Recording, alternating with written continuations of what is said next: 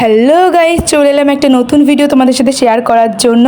So guys, এখন হচ্ছে গিয়ে সন্ধ্যা, আর আজকে কিন্তু আমার মা বানাচ্ছে মূলত আমারই জন্য আর কি পায়েস। মানে আমি অনেক দিন ধরে মার কাছে পায়েস খেতে চাচ্ছিলাম। পায়েস তো সাধারণত খাওয়া হয় না, ওই আমার জন্মদিন আর দিদির জন্মদিনেই বানায়। মানে বছরে 3বার খাওয়া হয়, একটা আমার দিদির জন্মদিনে আর আমার জন্মদিন আর তার মাঝে একবার। তো ওই পায়েস রান্নার ফাঁকে তো দাদা আবার নিয়ে এসেছিলো ফুচকা। আসলে দিদি বলেছিল যে একটু ফুচকা নিয়ে আসতে দাদাকে, তো দাদা কিন্তু এখানে ফুচকা নিয়ে এসেছে। আর বয়রা বাজারের ফুচকা তো অসাধারণ, তো সেখান থেকে কিন্তু দাদা নিয়ে এসেছে।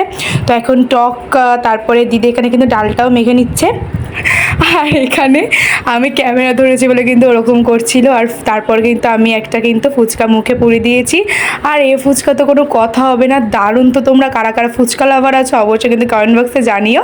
তো ফুচকা খাওয়ার পর প্রচুর ঝাল লেগে যায়, কিন্তু আমি এখন পায়েসটা খাচ্ছি, আগে কিন্তু খাইনি। কেন প্রচুর ঝাল ছিল, মুম্বাই মরিচ দিয়েছিল। আমার তো মানে ঝালে আমার চোখের থেকে জলই বেরিয়ে গেছিলো, মাথার মধ্যে ঘোরাচ্ছিল। তো তাড়াতাড়ি একটু পায়েস খেয়ে নিচ্ছি, তো এখন একটু ঝালটা কমেছে। আর পায়েসটাও কিন্তু খেতে দারুণ হয়েছিল।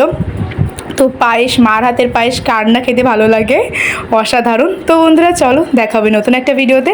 সবাই ভালো থেকো, সুস্থ থেকো। তো টাটা, বাই বাই।